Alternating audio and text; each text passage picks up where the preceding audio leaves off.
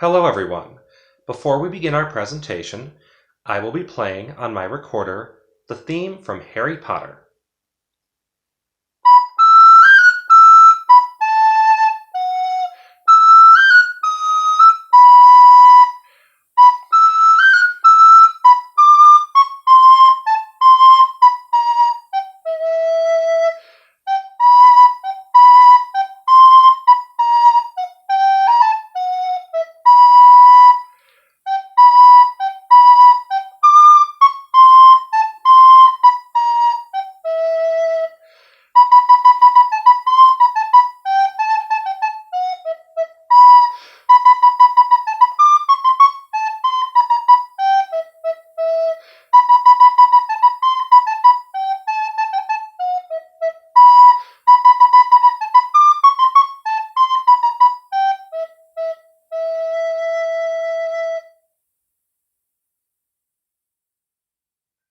Hello again, and welcome to our presentation, Self-Advocacy Isn't Just About Ourselves, a guide to speaking up for people with various and differing disabilities.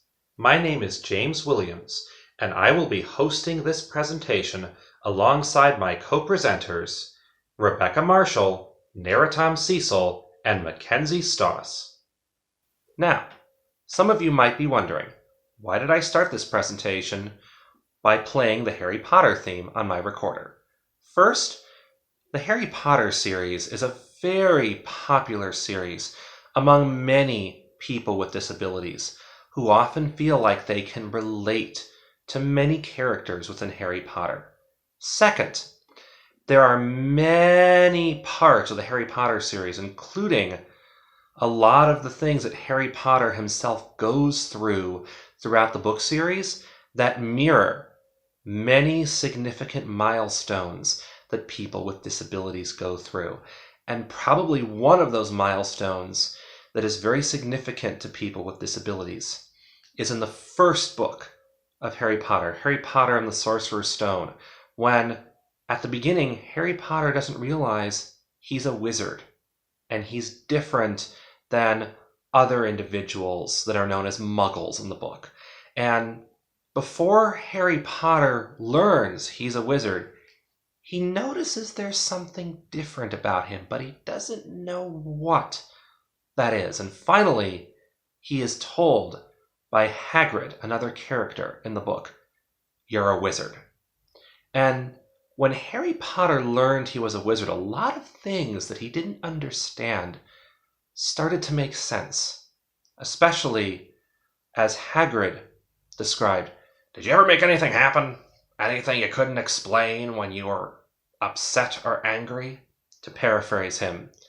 And Harry Potter learning he's a wizard has been utilized by various self-advocates with disabilities like myself to compare what it's like when you have a disability, but you don't know what the disability is, and then you finally find out what specifically your disability and or difference is.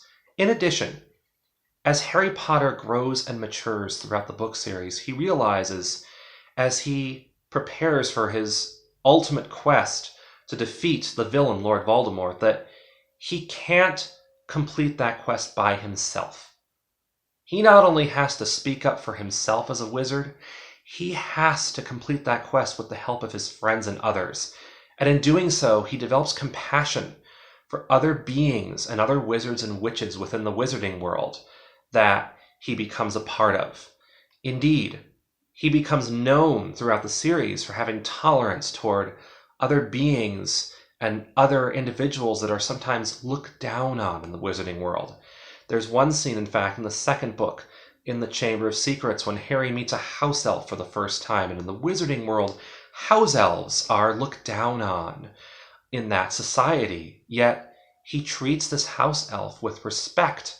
And the house elf points out to Harry that, most wizards don't treat house elves with the respect he's treated Dobby, this current house elf. And Harry Potter responds by saying, "You can't have met many decent wizards then," not knowing the lower status of the time that house elves are given in wizarding society. Harry Potter and his example really conveys an important message, the message that I'm hoping to share today in this presentation alongside my co-presenters, that it's important to know how to speak up for yourself. And a lot of times when you have a disability, you're told the importance of speaking up for yourself, speaking up for your disability.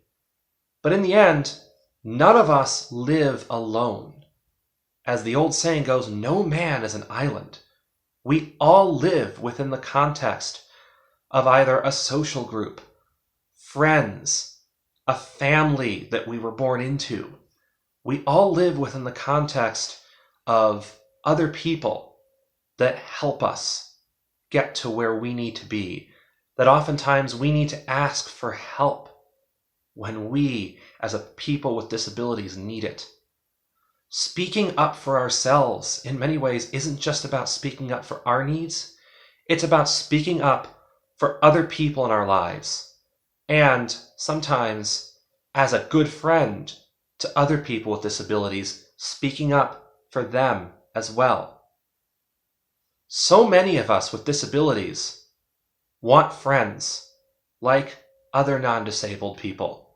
Many of us have been excluded from many parts of life that other non-disabled people take for granted. But that doesn't mean that we as people with disabilities also want to be included too. At the same time, although disabilities come in shapes and sizes, you might have a hidden disability, such as autism or ADD. You might have a physical disability, such as cerebral palsy or spina bifida. You might be blind, you might be deaf. You might have a disability that hasn't even been named yet.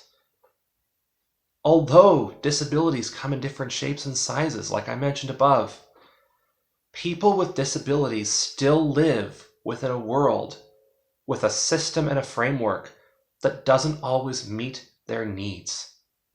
And one thing I have learned as a person with autism, going to school in special education, having classmates with different disabilities, even classmates that also had autism but had issues very different than mine, is that although our issues can be different, although there are things that might not bother me but could bother my classmates, or vice versa, things could bother me or not bother me and might have totally different reactions based on their disabilities, we still had to function within a single special education department that didn't always understand what we needed as students with disabilities.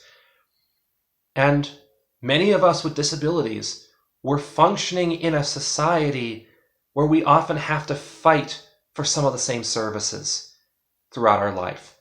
We also have to fight for sometimes the same type of awareness in a world that doesn't always understand what our disability is. Therefore, I have come to believe that it's not just important for a person with a disability to speak up for themselves, it's also important for us to learn how to speak up for others as well. Others with different disabilities, others with various disabilities, other people with disabilities that might be the same as ours, but they might experience the same disability different than ourselves. Because in the end, we're all part of a big disability community. We're all fighting for similar recognition, for similar acceptance, and for services within the same framework of service providers that may or may not understand us when we need them to. So, how do we speak up for other people with issues and disabilities that are not our own? The first thing that we all have to remember is that none of us are going to personally experience every issue that a disability might go through. There are things that I go through as a person with autism that are not the same as other people I know with autism. I have friends with cerebral palsy who are on one part of the cerebral palsy spectrum, but that is not the same as another part of the spectrum. However, regardless of our lack of personal experiences, that doesn't mean that we don't have an ability to listen to other people and their struggles. Anyone with the proper assistive technology, with the proper level of understanding and humility, can listen to another person. Anyone who is willing to and able to can learn from others. And in a world where people with disabilities, regardless of what that disability is, have to exist with non-disabled people who don't always understand our disability, I have come to realize that we have a responsibility to listen to each other, even if our disabilities may be very different from one another. But alongside listening is being open to a reality that a lot of people with disabilities go through, and that is sometimes a person with a disability has an issue that not only disables them, it also results in them butting heads with many cultural norms that don't allow them to speak openly about that issue. And I'm going to give a pretty blatant example that might make some people uncomfortable, but this is an issue that I've known a lot of people with disabilities go through. And this issue, when I was in high school, became a big part of my maturity and how I grew as a self-advocate when I was exposed to an issue that I would never personally experience myself, but I still felt compelled to listen and learn about. When I was in high school, I had a combination of special education and general education classes. Now, I went to a school where the special education department was very sexist. And as a male with male privilege, although I was disabled, I didn't totally realize until my female classmates started helping me understand some of the sexism that was going on within the special education department in my high school. I remember once when I became friends with a girl who was in special education, and she wasn't autistic, but she was born with a physical deformity. In her case, she was born without a left hand. Her left arm ended at her elbow, kind of like, Captain Hook not having a left hand. And I remember getting to learn about her struggles, only having one hand and having an arm that ended at the elbow. And I'll never forget once when she came to me and said, "James, can you help me ask a teacher for assistance in a class that I'm taking?" I was initially hesitant, wondering why she couldn't ask herself, but she said, "James, you're learning how to speak up for people. You're becoming an advocate. I see how you speak up for yourself. Can you help me speak up for myself?" And I agreed. And I went with her to her teacher and told her teacher exactly what she asked me to tell her teacher about an accommodation she needed. And you know what happened? Her teacher listened to me more than she listened to the student I was helping. And that's when I realized I was asked to help this student who became a good friend of mine in high school because of the sexism in the special education department. Because as a female, the teacher was less willing to listen to her than she was to listen to me as a male student. And that's when I realized too, we as a society don't like to talk about sexism. We don't like to talk about those issues. But in this case, although I personally was not born without a left hand, because I had certain privileges because of my male gender at the high school, I was able, by speaking up for that other individual and her disability, even though I'd never personally experienced what she went through, I was able to help her. And then I realized the ability to speak up for other people with disabilities that are separate than mine is just as important as learning how to speak up for myself. Not only does it help me as a self-advocate learn how to speak up for different disabilities, learn how the same system that's caused me struggles, the person with autism, can cause struggles for people with different disabilities. It's also helped me make many friends of people with different disabilities. And I'm sure many people with disabilities who are watching this right now, you know what it's like to be excluded from non-disabled people. You know what it's like when you just want to do something that other non-disabled people take for granted at certain stages of their life, yet you've been denied because of your disability. And one thing I realized when I experienced that too is I don't just have to try to stick to making friends with other people with autism. I could also try to make friends with people with different disabilities. In fact, when I was in the 5th grade, one of my best friends was a girl with cerebral palsy because at the time I was being bullied because of my autism. And she was getting bullied a lot because of her cerebral palsy. And we both were going through that exclusion, and we found this friendship with one another. And in that friendship, we both learned how to adapt to someone with a different disability and discovered that our disabilities complemented each other. I have autism, I have social issues, but physically I can move, I'm able-bodied. She didn't have the social issues I had. She had cerebral palsy, but the stuff she couldn't do physically, I could do physically. And the stuff I couldn't do socially, she could do socially. And so a friendship formed where we complemented each other's unique strengths and deficits. And so in many ways, learning how to speak up for other people doesn't just help people with disabilities become better advocates, it can help us make friends with people with different disabilities. It can help us find inclusion amongst a wider disability community if we're being excluded by people who are non-disabled, by people who just don't want to understand our differences.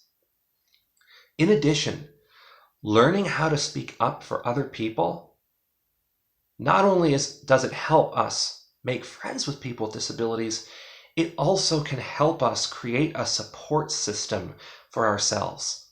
Because one reality that a lot of people with disabilities often face is that as independent as we might want to be, sometimes we can't always be as independent as non-disabled people. Sometimes we might realize that we're going to live the rest of our lives dependent on members of our family or our trusted friends in order for many of our basic needs to be met. And if we can look to other people with disabilities to form that support system by making those friendships, it is more power to us. I remember once when I met a woman with cerebral palsy, and she found a person with cerebral palsy who was a little higher functioning than her. Not that he or she were more or less of a person, but they used their ability to speak up for each other despite having different experiences to become a support system. I was amazed when I saw how, despite their disabilities, they both formed a very nice romantic relationship where they both helped each other with their basic needs. One other thing too that I also learned after being exposed to the sexism that I saw and observed alongside my female classmates when I was in high school is that many disabilities often have gender differences. A male with a disability might and often experiences things very differently than a female of that same disability. I had many female friends with disabilities when I was in high school, many of which were my classmates, even though there were often a lot more male students than female students in special education due to that sexism. However, I made friends with many of those classmates and also made friends with many female students in my high school in an underworld of female students who needed services but weren't often getting them or getting the right services due to the sexist policies in my high school.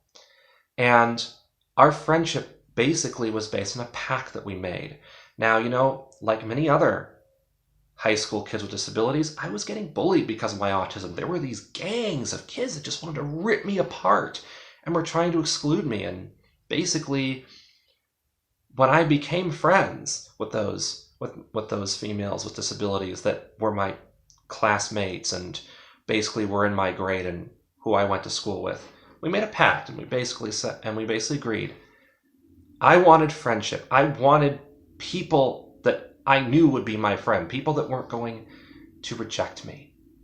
And they said, we'll give you that friendship if you agree not to date us and not to put us in any awkward situations related to potentially dating us. And I agreed. And we stuck with that pact. And while many of our non-disabled peers were all getting themselves in high school drama as to who was dating who, we kept that pact. And many of them never tried to date me, and I never tried to date them. And some of them I'm still friends with to this day.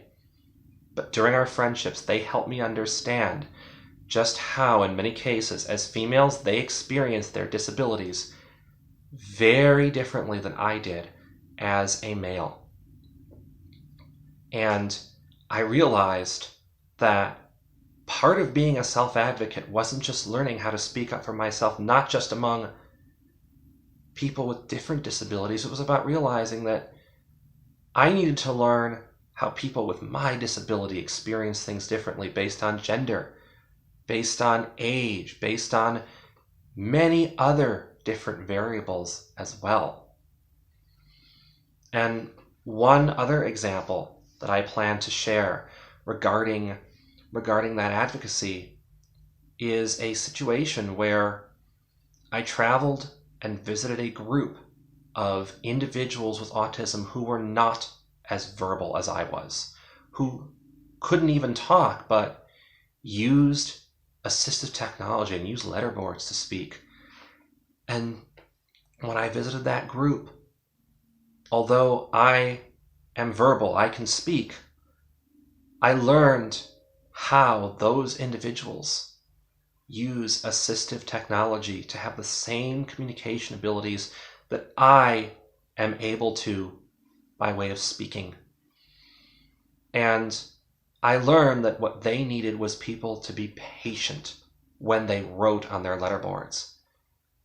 And I realized that even if I'm verbal, that doesn't mean that if somebody doesn't want to wait for them to finish what they want to say on their letterboard, I can still tell somebody, be patient.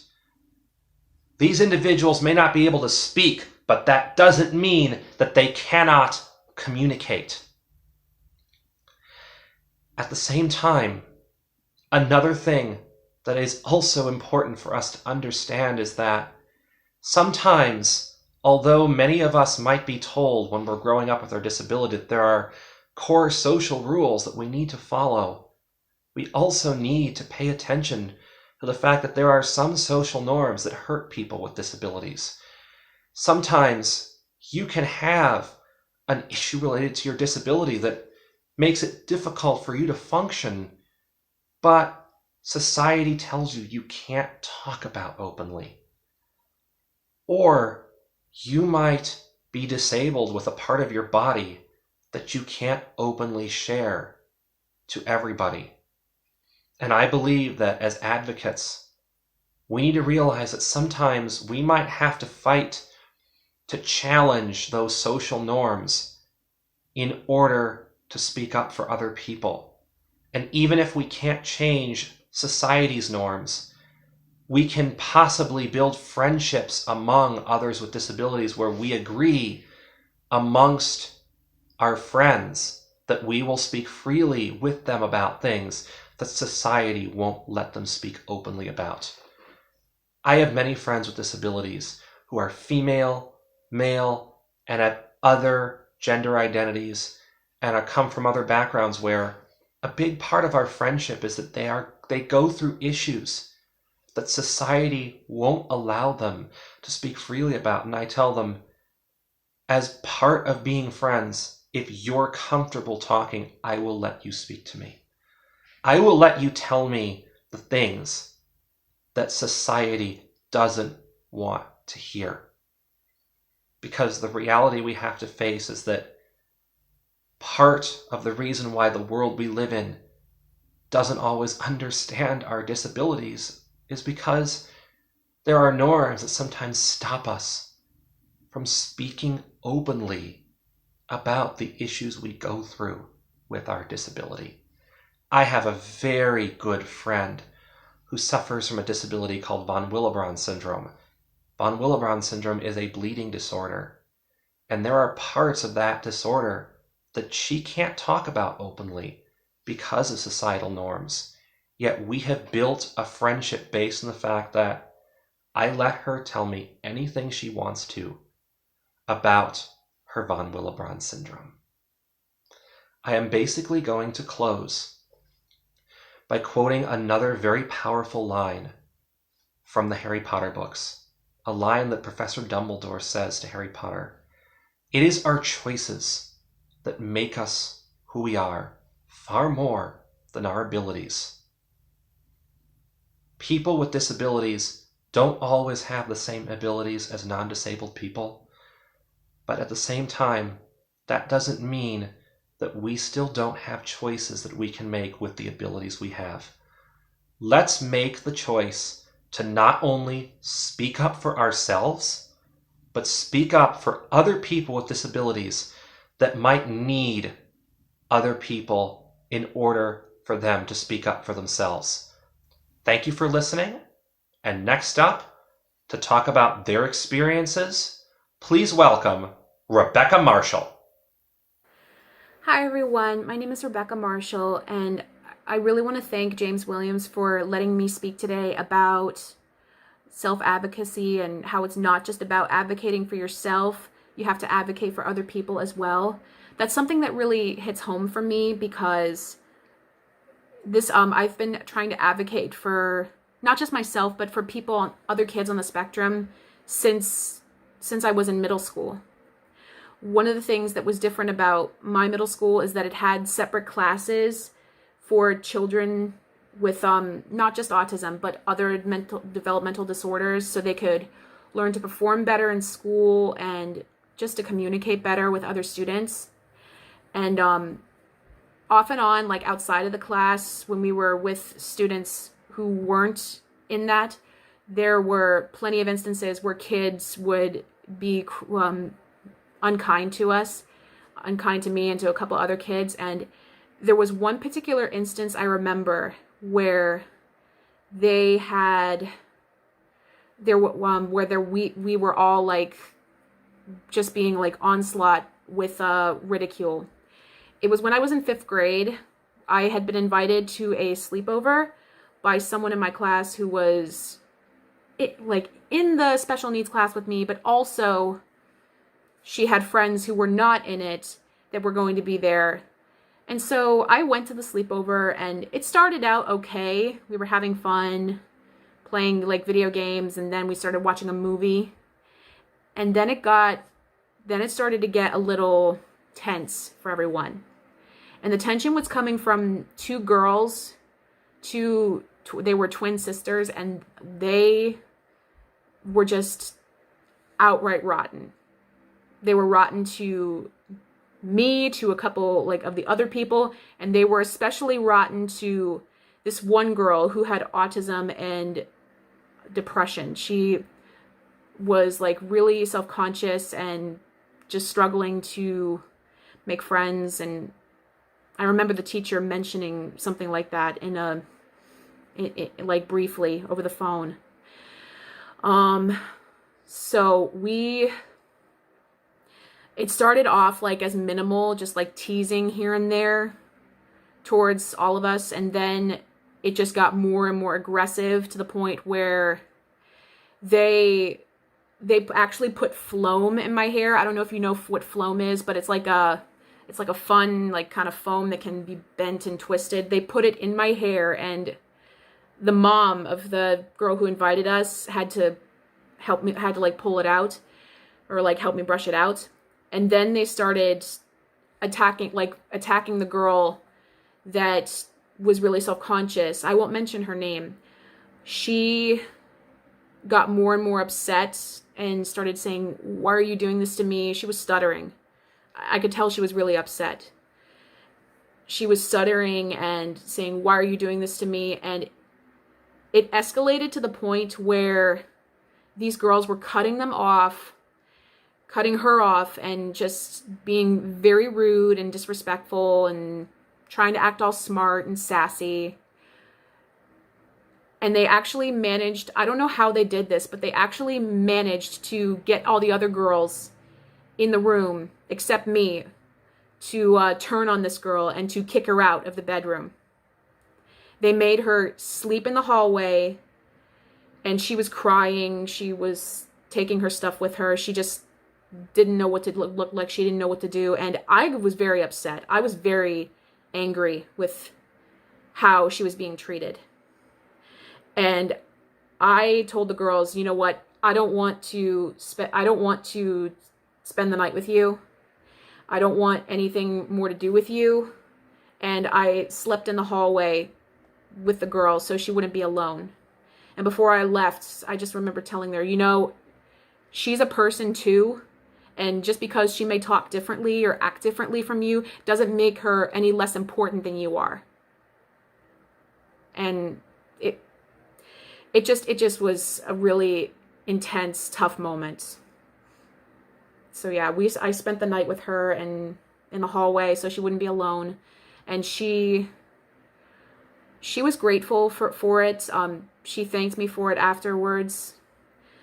But I just remember feeling so bad for her and trying to speak up, say, "Hey, this isn't cool. Like, yes, like we both may talk differently than the rest of you, but that doesn't mean we're any less significant." And advocating for others, it really starts with how well you can advocate for yourself, and finding that way to do it can be challenging. It can be challenging to figure it out for yourself and how you can speak up for others. And I remember one instance, one of my friends from UCF, I won't mention her name for confidential reasons, but her and I were both in the same year, and she went through a period in the year where she just didn't feel the need to go to stay at UCF anymore. She wanted to make her own career in spin classes. And there was just a lot of things going on in her life. Some were family oriented. Others were just with her job. She had a lot of new things happening with jobs in between. And she worked more than one. And it was weighing on her so much that she just couldn't find any relief from it. And the way she found relief was by reaching out to her family and just saying, like, telling us like how she felt. And I remember like once we were at the Scottish Highland Games, and she started to cry because like she just remembered something that had happened to her earlier that week. And she just started to cry out of nowhere. And I remember a couple people were giving us strange looks, and I just told her, it's okay. She's fine. We just need a moment. And I asked her, "Are you okay? Do you need to step out? Do you need to leave?" And she said, "No, I'm fine. It's just I have a lot of stuff going on." Advocating for other people, it's not just speaking up for others, speaking up for what they need. It's also being aware of their needs. And that can range from, like, depending on what the person struggling with is and what the symptoms are. I know that for for my brother, he has ADHD and autism. Sometimes he needs to step away or go do something to like calm himself down if he's getting too tensed up and energetic. And but it's also one of the ways that I felt a way to advocate for others in ways easier for me is through storytelling. I love telling stories. That's what my major is in. I'm a major in English. I love telling stories, and even though this story that I wrote, this experience that I had, it wasn't related to disorders directly, there were a lot of people that found it or like saw it that way. They started to see it that way. So when a few years ago, when I was a sophomore, I got this idea to write a story. It was about like beauty and beauty from within, and I entered it in the Florida College Honors like writing contest. It's a conference. It was a conference that was happening in Gainesville, and there was a writing contest as well in different categories: fiction and poetry and nonfiction. And the story that I wrote, it had one honorable mention at the conference. And as I was reading it, it basically was about this little girl who was not accepted by her peers. She wasn't invited to an outing with them. And she overreacted. She ran away from all of them because of how upset she was. And she suddenly found herself in this crumbling old garden. And there was an older woman inside the garden wearing a white robe, and she was like, even though she wasn't very pretty looking, she was very kind and sweet to the girl. And she told the girl she asked the girl for help in planting a flower. And inside the garden, there's all these like kinds of crazy plants and flowers that all look different. And the lady brings her to 2 flower beds. One has a set of like pink roses. They're all in rows. They're beautiful. They're perfect looking, but they all look the same. And the other flower bed has all kinds of flowers in it. It's like some are scary looking, some are mesmerizing, some are shimmering, some have different colors, spikes, leaves. And the lady gives her a rose that is like multicolored. It's not one. It's not pink like the first flower bed of them is. And she tells her to choose the flower bed that she feels like it should be planted in. And the girl, because of how unique the flower is, she puts the flower in the second flower bed with all the other crazy ones, the crazy different ones.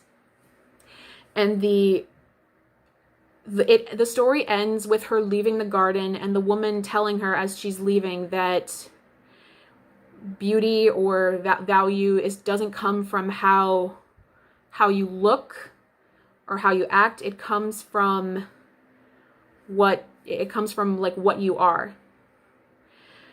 And so even though I know this story doesn't relate to self-advocacy in general, when I finished reading the story in front of the audience, there were a couple people who came up to me and were talking to me, and this was during a social after everybody had read. And when I told them that, or like in passing, I told them that I had autism, they said, "Oh, you know what? This really would make my son or my daughter feel really welcome and feel really appreciated. I know you said it was strictly about beauty, but I feel like this would make them feel advocated or that they're important as well." So it's really like that's one of the things I love about writing. It's a great way to aesthetically advocate and get people to realize or see things in a different way that they may not have seen if you weren't advocating for them. And even today, when I'm working, because I work at Disney, which will bring me to my next point later. I work at Disney in attractions, and some of the people I work with, at first they didn't understand how I thought or how I process things, and I had to explain to them. Here's how I think. I know it may seem this way, but it's actually not. And this is how people function or try to function. And they usually walk away, 9 times out of 10, they usually walk away saying, I never thought of it that way. Wow, like thanks for opening my eyes to this. I think I'm going to approach it differently from now on. At Disney though, you still get people who who still are oblivious to people with different disorders. And it's a happy place I can consider Disney a happy, accepting place for people with disorders, but you still get people who may not be as either aware or willing to be aware, and then you kind of have to step up and advocate for yourself and for other people. And sometimes that can be a challenge. I still hear nowadays people saying, oh, people on the spectrum or people with depression, they don't know disorders, they don't know how to control themselves. They don't know how to interact with others. They have no control. That's not true. We can have control. It's just a lot more challenging than as opposed if we didn't have a disorder. And there was one instance at Animal Kingdom that proved that. So I was spending the day, this is before I started working at Disney, I was spending the day with a friend of mine, a very close friend of mine from New York. He's living in New York now. And he had brought along a couple more of his friends that didn't know me very well. And throughout the day, I was starting to notice that they weren't including me as much. They weren't talking to me nearly as much as they were talking to him.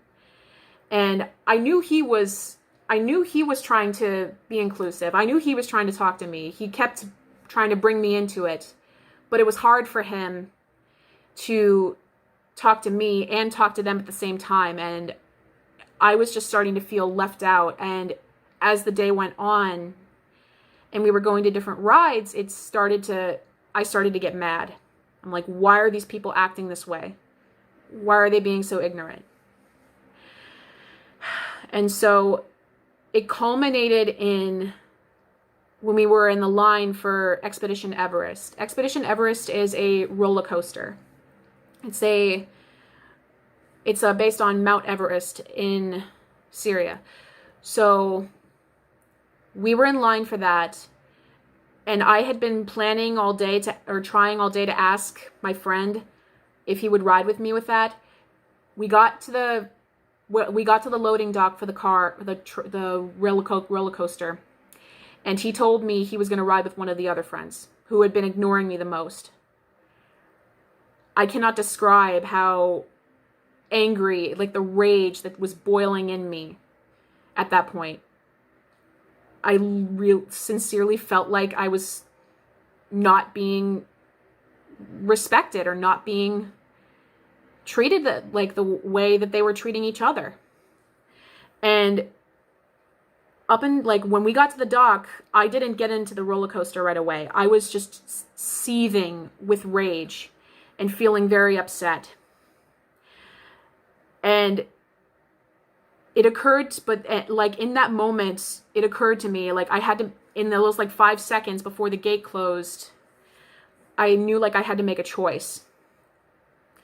And it occurred to me, if I chose to walk away and be silent for the rest of the day, or even if I lashed out and started shouting, if I did that, not only would I be reinforcing what people think of people with disorders, I would possibly be marring my friendship with this person that I cared so much about. And so for the first time in my life, I decided, you know what? I'm mad, but I am not going to let that affect the rest of my day. I'm not going to let what these people are doing and saying affect me and affect my time here. And I got in the roller coaster. We rode it. We got off, and I waited until I had calmed down a little bit, and I told my friend and his friends how they were making me feel, and they were like, they were sorry. We're like, oh, we're sorry. We didn't realize that we were making you feel that way. We didn't know about that we were making you feel that way. And when I explained to them, because they had asked me, we saw you making like these faces, and we saw you like not talking to us or not speaking to us as much, and we weren't sure how to respond to that. And I had to tell them, I have ASD. That's probably what you were noticing. So that I wanted to share that story with from Animal Kingdom to show that it's always a good idea to advocate, and to show that yes, advocating for others and for yourself it's hard. It's hard to do that, but it's not impossible. So these are my encounters with sharing about advocating for others and trying to speak up. And there's ways that you can do that. And once again, I'd really like to thank James for inviting me and for having me here. And I hope you guys have a great rest of your day. Thank you. And now, to talk about their experiences, please welcome, under the avatar Smilottam, Narottam Cecil.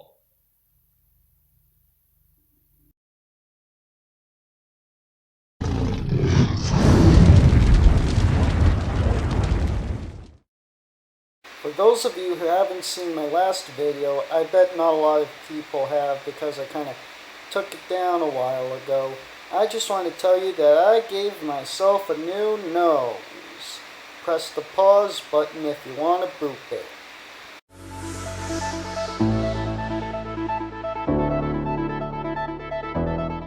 Hoi ho, it's me, Smilottam. Today I'm speaking about self-advocacy.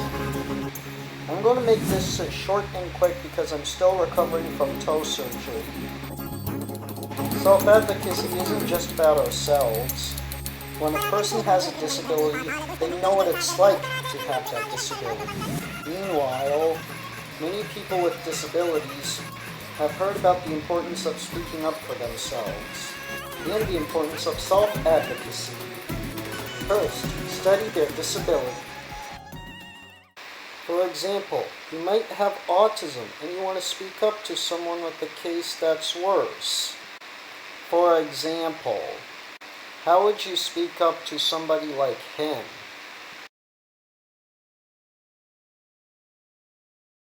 Tell them what they're going through. What are their strengths and weaknesses? When you gathered up all that information, then you could be able to speak up for them. Second, find out how you're going to speak up for them. Study more and find out how people with a certain disability are struggling into society. Third, speak up. Their voice needs to be heard. Well, before I wrap this up, I just want to tell you about this really cool movie I came across on Netflix. It's called Ne Zha, and I heard that this film actually beat Zootopia in the Chinese box office. Basically, the story in a nutshell deals with these two celestial beings who were born of two different types of celestial pearls. One is called the dragon pearl, the other is called the demon orb, They were born from this really sinister pearl, which then broke apart and formed into these two people, and they were meant to be rivals, but turned out to be friends at the end. It's a really cool movie. I suggest you watch it. Thought that was cool. I was blown away by the special effects. So like and write what you think in the comments below. Don't forget to subscribe, and I'll see you in the Ice Age. Until then, one more meme.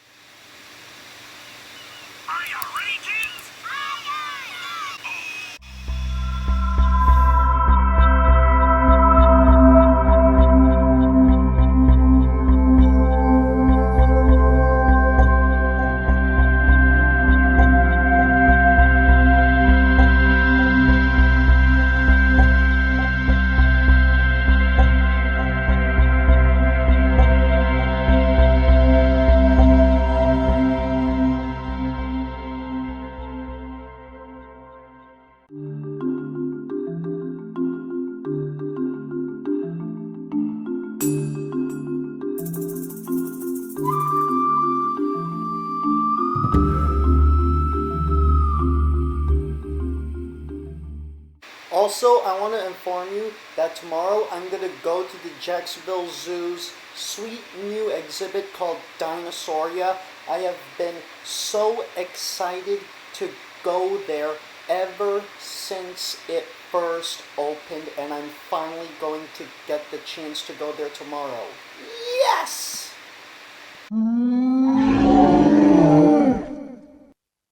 And now, to share their experiences, please welcome Mackenzie Stoss. Hi, my name is Mackenzie Stoss. I'm 25 and I have autism. My interaction with my peers were some positive, some challenging, because some did really want to try to get to know me, while some only hung out with me because the teacher told them to and they wouldn't have otherwise. I had one classmate throughout school who was with me and took the time to understand me, and we became close friends. In high school, I didn't really go out with a lot of friends. I was just by myself, and then when I got older, I met some really close friends who I go out with a lot now. So it's kind of nice to be able to go out with friends and to know what that feels like. The teachers were always there to help me throughout my school career. Whenever I needed help, I could go ask them, and they would sit with me sometimes after school to work on work that I needed to do for the next day.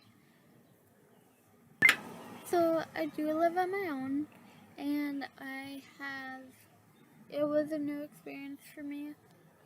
People thought I could not do it, and I had to make sure everything was lined up correctly before I moved in, and I had to learn to pay bills. That was a new concept for me. Budgeting some side money for bills, and then what I could spend for entertainment reasons.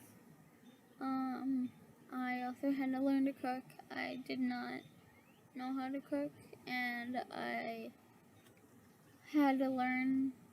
I got recipe books, and I got one recipe book. And then my parents kind of are still teaching me how to cook. One of the biggest struggles for me is cleaning, keeping organized. For some reason, my brain does not see it as a priority when it should be, and I am working on that. It's just hard for me. I do have a license. I was 20 or 21 when I got mine, and it took me a lot longer to be able to feel comfortable before I went to take my test. And my parents just went with me over and over again until I felt comfortable. One piece of advice I would give to students who are struggling is to never give up and tell people what you want, and don't let them intimidate you into something that you don't want to do. Don't let them say, like, you can do it, you're just lazy. Thank you all for watching, and have an amazing rest of your time at the 2020 Virtual Family Cafe. I will now close this presentation with a performance on my recorder of the Disney song Let It Go.